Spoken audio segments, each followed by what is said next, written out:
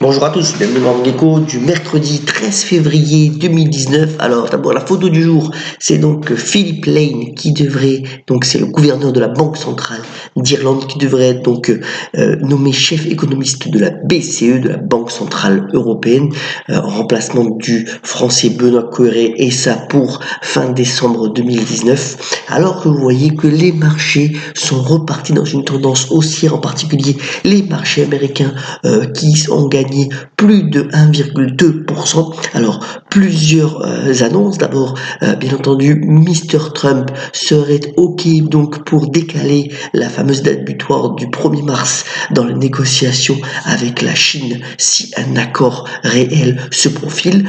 Ensuite, les difficultés par rapport donc au shutdown, à la menace donc de fermeture encore de l'administration américaine, s'estompe puisqu'un accord a été établi entre les démocrates et donc les républicains. Et vous voyez que du point de vue technique pour les amateurs, donc le SP500, qui est véritablement l'indice large des 500 plus grandes entreprises américaines, a cassé sa moyenne mobile vers le haut, laissant présager encore de l'espace pour une reprise des indices boursiers américains, même si rien n'est moins sûr. C'est juste une analyse technique, puisque dans le même temps, et ça passe un peu inaperçu, mais c'est la réalité, vous voyez que le graphique de droite démontre que les consommateurs américains, et en particulier ceux qui financent l'achat à crédit de voitures, ont des difficultés à rembourser ces crédits-là. On est sur 7 millions d'emprunteurs qui ont dépassé le délai de 90 jours au niveau de leur dette concernant donc l'acquisition des automobiles. On a un niveau jamais atteint depuis plus de 20 ans. Voilà, donc même si l'économie américaine reste solide, ça a quand même un petit air de déséquilibre financier qu'il faut toutefois surveiller. Alors, autre point aussi qui est intéressant, c'est que le CAC 40 est aussi dans une tendance plutôt de reprise depuis maintenant le début de l'année, même si vous voyez que les valeurs bancaires sont encore en difficulté. On a eu hier soir les résultats notamment de Natixis qui ont été pénalisés notamment par une perte assez importante sur les activités en Asie. Ça a été aussi le cas pour BNP et pour Société Générale. Et vous voyez, quand on regarde le graphique de droite, on s'aperçoit que c'est véritablement le luxe et Total, accompagné de Sanofi et de Airbus, qui tiennent le haut pavé de la capitalisation boursière de l'indice boursier français, et que nous n'avons plus aucune valeur bancaire. Donc c'est véritablement un changement de paradigme qui s'est opéré au sein de l'indice parisien et qui pourrait encore s'intensifier dans les prochains mois et dans les prochaines années.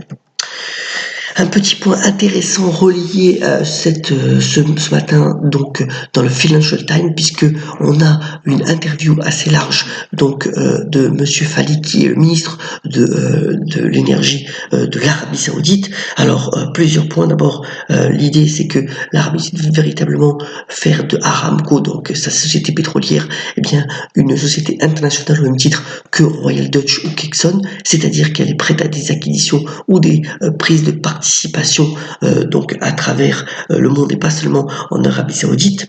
Deuxième point, c'est qu'un effort particulier va être fait sur la recherche et développement. Alors, vous savez que Aramco devait se mettre en bourse d'ici l'année prochaine. Finalement, c'est un projet qui va être ajourné.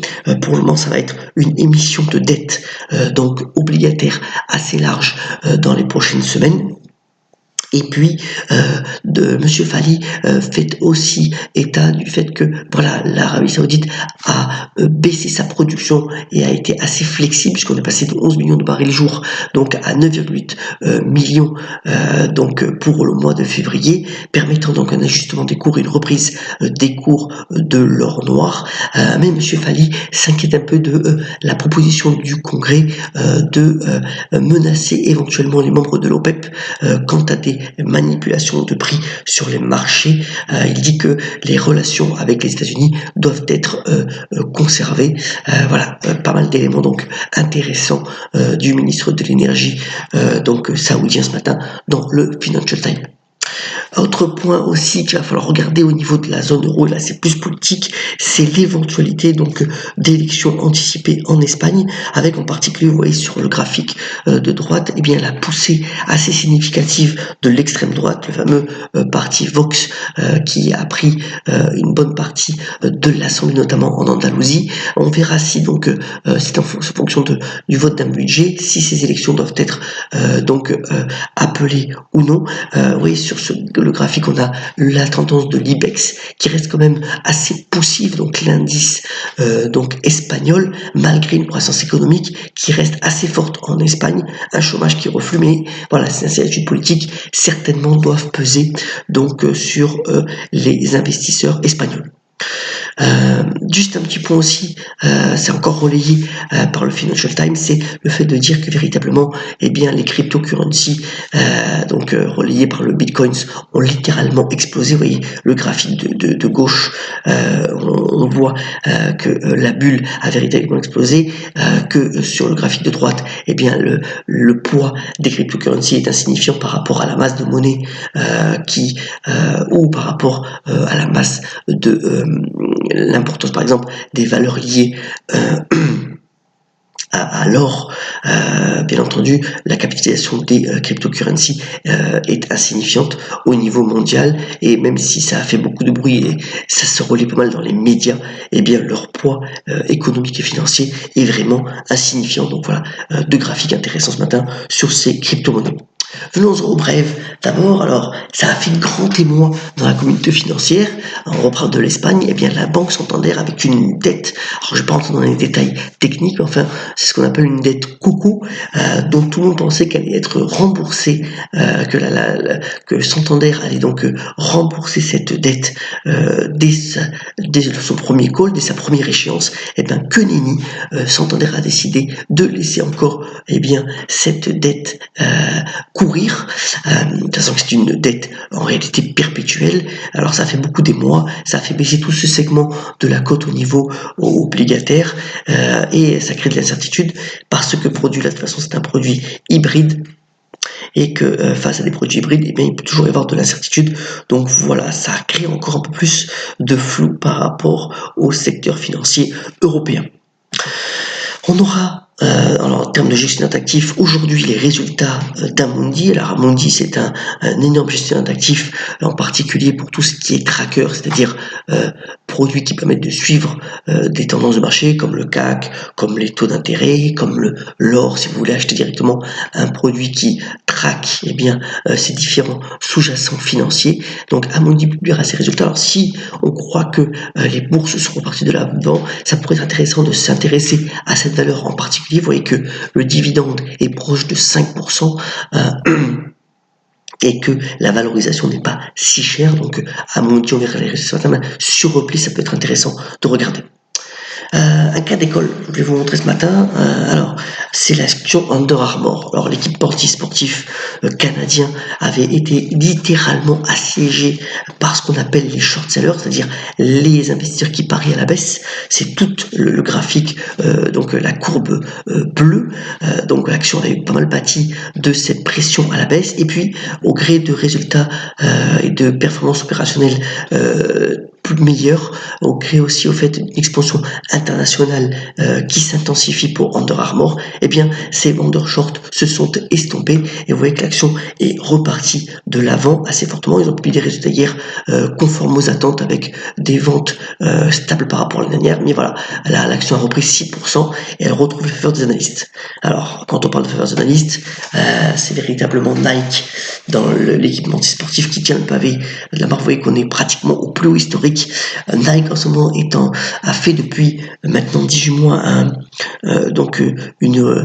plan opérationnel pour relancer véritablement sa croissance, et ça marche, ça fonctionne véritablement. Il y a des perspectives encore très bonnes pour l'équipementier numéro 1 mondial. Alors à ce niveau-là, peut-être attendre un repli pour s'y intéresser de nouveau, mais voilà, Nike tient le pavé véritablement et reprend de l'avance notamment sur Adidas.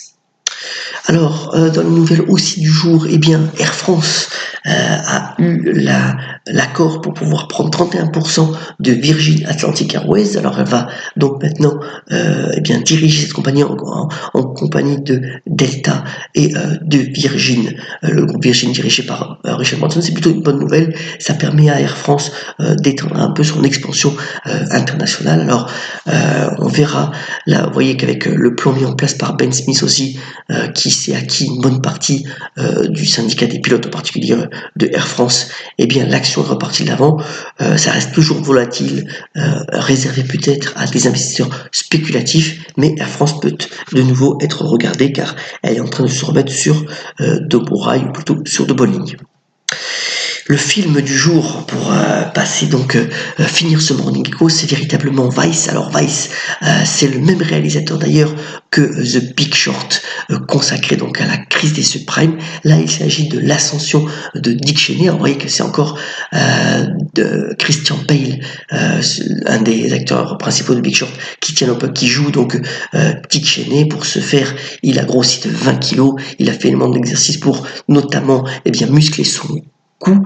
Il faut noter aussi que Amy Adams, qui joue le rôle de la femme de Dick Cheney, apparemment a une performance ahurissante, et que ce film, bien entendu, est nommé aux Oscars, 8 nominations en tout, et comme le rôle notamment The Hollywood Reporter, ça a l'air d'être le film de l'année, un pamphlet politique sur l'ascension de l'ancien donc vice-président de l'ère de George W. Bush. Voilà donc pour l'essentiel de l'actualité. Alors on termine sur Morning Echo d'abord avec cette mini voiture qui apparemment fait un carton à Los Angeles. C'est une voiture électrique, elle s'appelle la Solo. Donc c'est une monoplace qui sera vendue aux alentours de 15 500 $. Il y a déjà 5000 modèles devraient être mis en circulation d'ici à décembre 2019, et il y a déjà 70 000 modèles qui sont en commande. Donc voilà, peut-être un mini concurrent pour Tesla, en particulier dans la région de la Californie. La citation du jour, elle vient bien entendu de Georges Simenon, qui a créé notamment l'inspecteur Maigret, et qui a dit cette superbe phrase: les événements mémorables ne ressemblent jamais à ce qu'on attend d'eux. Excellente journée, comme d'habitude, ayez la pêche, soyons solidaires, et à demain sur le Morning Echo.